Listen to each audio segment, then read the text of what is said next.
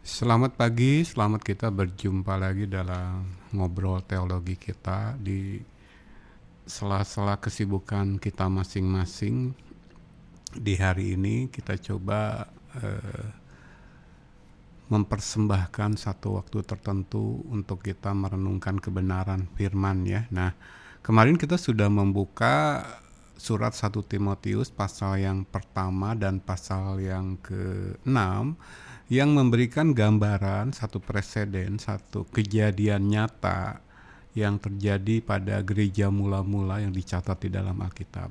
Ada sekelompok orang yang mengklaim kepemimpinan rohani, memposisikan dirinya sebagai pengajar, tapi dia tidak tahu akan apa yang dia perkatakan. Bahkan ajaran-ajaran dasar pun dia tidak mengerti gitu kan. Tapi dia tampil di depan banyak orang. Kalau zaman sekarang mungkin naik mimbar, lalu dia berkata-kata di sana setengah jam, 1 jam, 2 jam.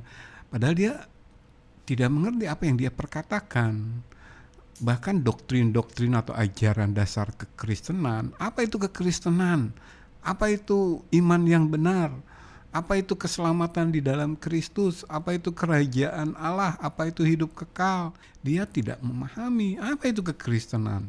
Apa bedanya kekristenan dengan kepercayaan atau agama lain? Dia tidak mengerti apa-apa. Tapi dia ingin berlaku sebagai seorang pengajar. Jadi 1 Timotius 1 dan 1 Timotius 6 sudah memberikan satu catatan sejarah apa yang terjadi pada gereja mula-mula tentang kehadiran guru-guru palsu ini, pengajar-pengajar katanya ini, dan kita diperingatkan untuk tidak saja menguji ya, bahkan menelanjangi mereka. Nanti kita akan bahas lebih lanjut. Tetapi untuk sementara saya ajak kita mundur sedikit. Jadi kalau ini berlangsung di masa para rasul, apostolic age, kita mundur beberapa puluh tahun ke belakang ketika Yesus masih hidup di dunia dan Yesus sendiri sibuk mengajar ya. Jadi aktivitas Yesus selama melayani di bumi itu mengajar. Dia mati di atas salib, meneladankan apa yang dia ajarkan itu sebagai satu realitas bagi orang percaya. Dia mati, dikuburkan, bangkit. Bahkan setelah bangkit dia tinggal 40 hari di bumi sebelum diangkat ke surga. Pun kegiatannya mengajar tentang kerajaan Allah. Nah, kalau kita mundur ke Matius pasal yang ke-23, kita membaca satu nada bicara Yesus yang dalam pendengaran gereja tanda kutip sekarang bisa dinilai tidak ada kasih. Jadi kami sebagai pengajar-pengajar firman ketika menyampaikan firman apa adanya yang memang bernada keras, mendisiplinkan jemaat, itu sering dicap sebagai wah, pengkhotbah tidak punya kasih katanya. Pendeta tanpa kasih katanya. Jadi ketika menyuarakan pertobatan, dosa pertobatan yang sebenarnya wujud kasih Allah yang terbesar. Karena kalau saya atau kami lah sebagai pengkhotbah menyampaikan dosa dan pertobatan, kita sebenarnya sedang menyatakan realitas keberadaan manusia, dan Allah sebenarnya ketika memandatkan kami untuk menyatakan realitas keberdosaan manusia ini telah menyediakan solusinya. Saya selalu katakan begitu. Allah itu gemar menyatakan realitas keberdosaan manusia dan memanggil manusia kepada pertobatan, ya karena Allah sudah menyediakan solusinya, dan ini sebenarnya kasih Allah yang terbesar. Kita menyanyikannya sebagai karya terbesar, kasih termegah gitu kan. Tapi ini sekedar lagu yang diucapkan oleh mulut kita dalam kehidupan gereja-gereja zaman.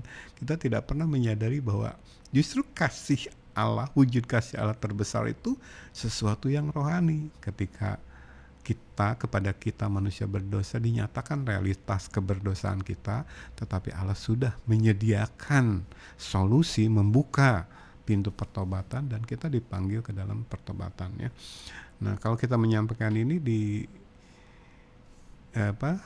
dalam tradisi kekristenan yang marak sekarang, yang selalu saya katakan Kristen tanda kutip, itu dianggap sebagai tidak punya kasih ya. Tetapi kalau kita baca Matius pasal yang ke-23, begitu keras celaan Yesus kepada orang-orang Farisi dan ahli Taurat yang dikatakan sebagai orang-orang munafik. Celakalah, celakalah, celakalah, karena mereka mempraktekkan Kristen katanya, mencoba mewariskan kepada bangsa Israel yang mereka pimpin Kristen katanya, percaya katanya. Nah, kita melihat praktek-praktek mereka ditelanjangi oleh Tuhan Yesus. Nah, kita akan baca sebagian. Jadi dari surat 1 Timotius pasal yang pertama dan ke-6 kemarin yang memperingatkan tentang keberadaan mereka yang sok mengajar tapi tidak tahu apa-apa, berlagak tahu tapi tidak tahu apa-apa. Nah, kita mundur ke Matius pasal yang ke-23, kita akan bacakan ayat 5 sampai ayat 8 ya. Coba kita buka bersama-sama kitab kita, Matius pasal yang ke-23.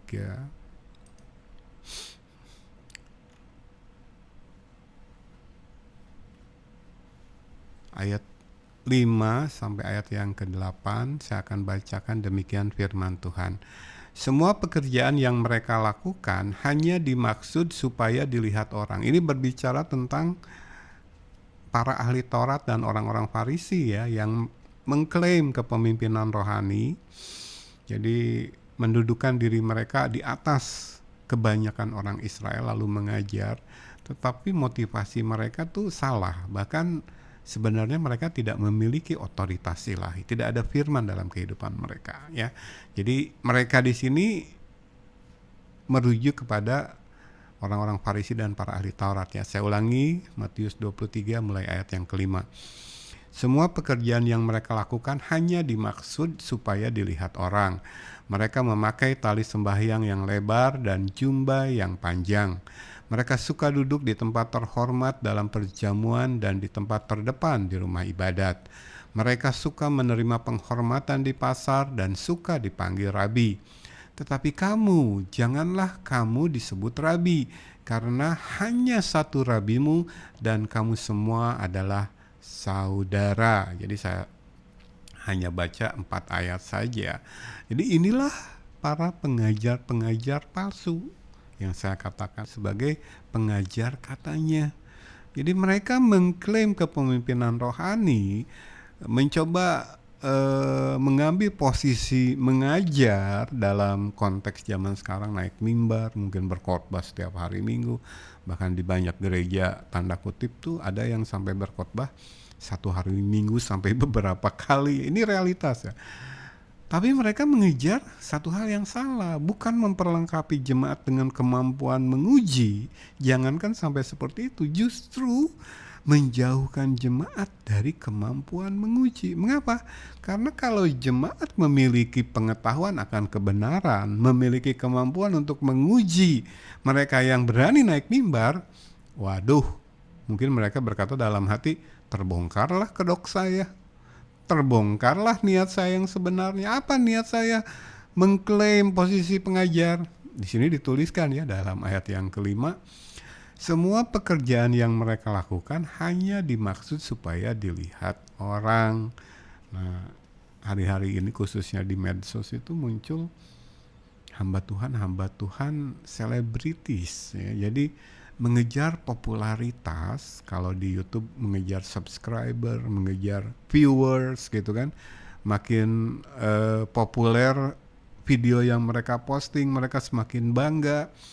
Tapi kalau menyangkut video rohani yang membicarakan tentang hal kebenaran ilahi, kita harus bisa menguji kontennya. Apakah isi pesan kebenarannya benar? Atau justru kesesatan yang mereka tampilkan, mereka sekedar bersilat lidah. Kalau kemarin kita belajar diperingatkan di surat 1 Timotius, ajaran yang lain yang mereka sampaikan, silsilah yang tak putus-putusnya, dongeng, lalu omong kosong, omongan yang sia-sia. Jadi mereka sebenarnya memperkatakan itu dalam video-video YouTube mereka, tapi mereka dengan berani, dengan leluasa menyampaikan ini, karena dalam tradisi Pantekosta karismatik atau katakanlah Katolik Roma, Kristen tradisi ini, memang mereka yang mengklaim sebagai Kristen sengaja dijauhkan dari pengajaran yang sehat dan sistematis. Sengaja dilucuti dari kemampuan mereka untuk menguji, ya. Nah, ini berbeda dengan gereja mula-mula, tapi nanti kita akan bahas, ya. Jadi sekali lagi, mereka yang memposisikan diri sebagai pengajar ini melakukan itu sekedar mencari popularitas. Jadi media sosial yang tumbuh begitu luar biasa hari-hari ini itu menjadi ajang mereka, menjadi panggung mereka. Nah, kalimat seterusnya dari ayat 5, mereka memakai tali sembahyang yang lebar dan jubah yang panjang. Nah, kita sudah belajar di ngobrol teologi sesi-sesi awal tentang kebiasaan orang Yahudi yang salah menafsirkan perintah Tuhan di Ulangan pasal yang ke-6. Jadi firman Tuhan itu kan selain pertama-tama tuh digumuli, dipelajari dengan baik-baik, lalu diterapkan pada diri sendiri dulu, baru diajarkan dan dijadikan obrolan. Begitu kan kita sudah belajar. Nah, kita dalam hal kebenaran firman atau perintah-perintah Tuhan ini tidak saja mengajarkan secara lisan, tapi ada perintah di Ulangan pasal 6 untuk memakai perintah-perintah Allah ini, kebenaran firman ini pada dahi kita, lalu pada tangan kita, ya. Nah, itu sebenarnya tidak untuk ditafsirkan literal atau laterleh, tetapi itu melambangkan perbuatan nyata. Artinya selain mengajarkan secara lisan, imam dalam komunitas itu harus menjadi teladan, melakukan lebih dahulu perintah-perintah Allah atau kebenaran firman yang dia ajarkan. Jadi ketika Ulangan pasal 6 memerintahkan ikatkan di dahi lalu di tangan, sebenarnya maksudnya rohani. Tetapi oleh bangsa Yahudi, khususnya para pemimpin rohani palsu mereka, ahli Taurat dan orang-orang Farisi, ini dipraktekkan secara literal. Jadi mereka menempatkan potongan-potongan firman, sobekan firman itu dalam satu kotak kecil berwarna hitam, lalu mereka ikatkan di dahi mereka dan mereka ikatkan di tangan mereka, ya. Saya sudah perlihatkan gambarnya di sesi-sesi awal. Jadi mereka seperti ini. Nah, tujuannya itu dalam rangka mengejar popularitas itu, ya. Segala yang mereka lakukan hanya dimaksud supaya dilihat orang. Nah, kita ingat teguran Yesus kepada mereka di Matius pasal 5 misalkan.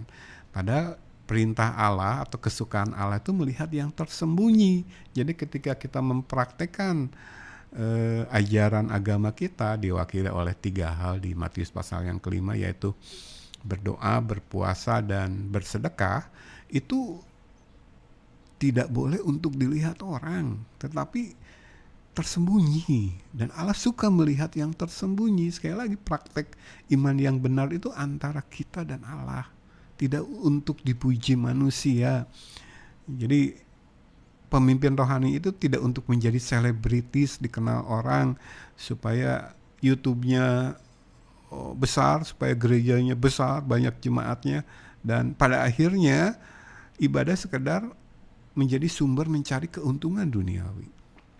Kita tahu lah, tidak usah pura-pura tidak tahu kalau gereja kita besar, jemaat banyak, itu penghasilan para pemimpin rohani palsu ini luar biasa, sehingga mereka hidup hedon, gaya hidup hedon, bahkan flexing, ya. Ini menjadi realitas yang kalau kita mau jujur kita saksikan setiap hari. Itulah yang mereka hasilkan atau buah dari popularitas mereka. Kalau YouTube-nya subscribernya banyak, setiap video yang diposting viewernya banyak, itu otomatis jumlah uang yang masuk kantong mereka pun banyak dan mereka makin populer. Ini yang mereka kejar. Jadi perintah Ulangan pasal yang ke-6 yang seharusnya perintah Allah, ketetapan Allah, kehendak Allah, kebenaran firman itu tidak sekedar menjadi ajaran lisan, verbal, tetapi menjadi kesaksian nyata yang mereka lakukan dalam kehidupan sehari-hari dan dilambangkan sebagai diikatkan pada dahi dan tangan, itu mereka lakukan secara literal, secara letterless, secara fisik, sekedar untuk dilihat orang ya. Atau kita tambahkan nih di ayat yang ke-6, mereka suka duduk di tempat terhormat dalam perjamuan dan di tempat terdepan di rumah ibadat. Mereka suka menerima penghormatan di pasar dan suka dipanggil Rabi. Hati-hati loh, saya mendapat pelajaran luar biasa di sini. Kemarin saya saksikan di depan jemaat ibadah umum bahwa dari teks Matius 23, khususnya ayat 7 dan 8 ini saya belajar. Bahkan ketika saya mengklaim label guru pun, Rabi itu artinya guru ya, guru pun saya harus hati-hati loh. Karena di sini Yesus sendiri memperingatkan, ini ada orang-orang yang berlagak tahu padahal tidak tahu apa-apa. Orang-orang yang memposisikan diri mereka sebagai pengajar, sok menjadi pengajar padahal tidak tahu apa-apa.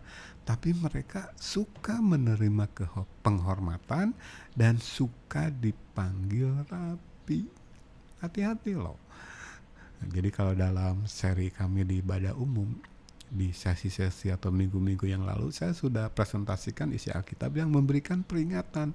Posisi guru itu, waduh, pertanggungjawabannya berat. Ya, jadi luar biasa. Nah, di ayat 7 dan 8 ini saya diperingatkan, saya sendiri diperingatkan ketika saya mengklaim label guru, itu tanggung jawab di belakangnya luar biasa. Coba ya, ayat 7-8 kita baca pelan-pelan.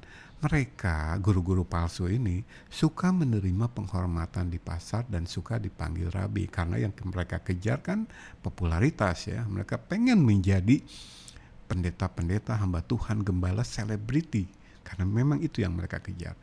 Tapi Yesus berkata di ayat yang ke-8, tetapi kamu, janganlah kamu disebut Rabi, karena hanya satu Rabimu, dan kamu semua adalah saudara. Ingat loh, posisi kita semua, bahkan pemimpin rohani di gereja, gembala, pendeta, itu sebenarnya saudara, ada dalam satu level yang sama. Sedangkan yang di atas sebagai guru yang sebenarnya, Rabi yang sebenarnya adalah Tuhan. Jadi kita diingatkan, saya pribadi diingatkan bahwa di ayat 7 dan 8 jangan sampai kita mengklaim Rabi, mengklaim guru, pengajar firman, lalu ajaran kita, opini kita, pendapat kita, buah pikiran kita, perasaan kita, pengalaman kita sebagai manusia yang justru kita ajarkan kepada orang-orang yang Tuhan percayakan dalam bimbingan kita. Ingat ya, hanya satu Rabimu, kata Yesus di ayat yang ke-8. Jadi, kalaupun kita dalam tatanan ilahi menempati posisi gembala, pengajar firman, pemimpin rohani, imam yang memang tugas utamanya mengajarkan kebenaran firman, hukum-hukum Allah, ingat loh, Rabi yang sebenarnya itu hanya Yesus. Artinya kita harus dan hanya harus menyampaikan ajaran Kristus. Ya artinya ya jangan memelintir isi Alkitab, jangan memutarbalikan isi Alkitab. Pelajari dahulu dengan benar secara sehat dan sistematis, lalu sampaikan itu kepada jemaat apa adanya dalam satu pengajaran yang juga sehat dan sistematis. Karena kita satu level, kita semua adalah saudara dengan Yesus Kristus yang adalah kepala gereja, yang adalah juga Rabi, guru kita bersama. Ya, jadi orang-orang yang cari popularitas ini, orang-orang yang adalah guru-guru palsu ini, yang saya katakan episode sebelumnya guru-guru katanya ini, justru mereka mencari penghormatan, suka dipanggil Rabi, padahal mereka mengajarkan sesuatu yang bukan berasal dari Tuhan Yesus. Ya, jadi ini melengkapi obrolan kemarin. Sekali lagi yang ingin saya tekankan dari Matius 23 ini adalah ayat yang ke-8 ya. Tetapi kamu, janganlah kamu disebut Rabi. Jangan mengejar posisi pengajar, tetapi kalau dalam tatanan ilahi kita diberi kehormatan oleh Allah, menjadi pengajar firman, katakanlah seperti saya pribadi, ingat loh, rabi yang sebenarnya bukan kamu, tetapi Yesus. Sedangkan kamu bersama jemaat yang kamu layani adalah saudara. Jadi kalimat terakhir berkata, karena hanya satu rabimu dan kamu semua adalah saudara. Jadi saya ingin kita melihat pernyataan Yesus yang luar biasa ini. Yang naik mimbar dengan yang duduk di kursi jemaat adalah saudara.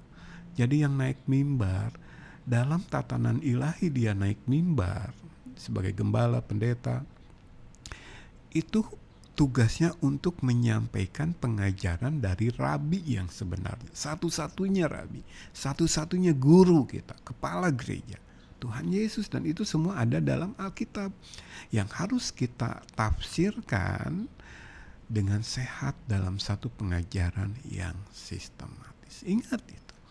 Nah, tetapi kita mendapatkan clue dari Allah lewat firman-Nya. Episode yang lalu dari surat 1 Timotius pasal 1 dan pasal 6. Sekarang dari Tuhan Yesus sendiri dalam Matius pasal 23 bahwa justru guru-guru palsu berbuat kebalikannya. Ya, mereka suka menduduki posisi guru, suka bahkan disebut guru, tetapi yang mereka sampaikan sebenarnya bukan ajaran Kristus. Nah, sekali lagi untuk menutup episode pagi ini, saya serukan panggilan kepada kita semua, uji segala sesuatu. Apa yang saya sampaikan dalam forum ngobrol teologi ini, bahkan di kanal kami Rumah Roti Hidup, uji. Masuk ke dalam pengujian. Demand, minta, yakinkan diri kita masing-masing di gereja di mana kita berjemaat masing-masing. Para pemimpin rohani sudah membekali kita dengan kemampuan untuk menguji. Akses sudah dibuka, ya. Rahasia berabad-abad sudah dibukakan, Roh Kudus sudah diberikan. Jangan sampai guru-guru palsu yang diperingatkan dalam 2 episode terakhir ini justru menghalang-halangi supaya mereka bisa naik mimbar dan ngoceh ngawur seenaknya di atas mimbar tanpa ada yang mengkritisi mereka, tanpa ada yang menguji mereka dan menelanjangi mereka, ya. 2 episode terakhir kita mendapat peringatan, ya. Ini kasih loh, ini bentuk kasih Allah, kasih Tuhan Yesus untuk kita awas terhadap guru-guru katanya, ya. Sekali lagi, awas, hati-hati, waspada terhadap guru-guru katanya. Stop, berhenti membiarkan diri kita dijadikan Kristen katanya.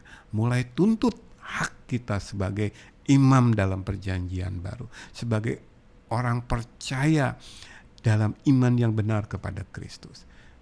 Jadi sekali lagi, dalam posisi jemaat, tuntut hak kita ini, ya, untuk kita diperlengkapi supaya setiap kita yang adalah imam dalam perjanjian baru ikut terlibat aktif dalam pelayanan pembangunan tubuh Kristus, ya. Kemampuan untuk menguji dan memastikan iman Kristen yang kita anut dan jalani adalah iman Kristen yang benar.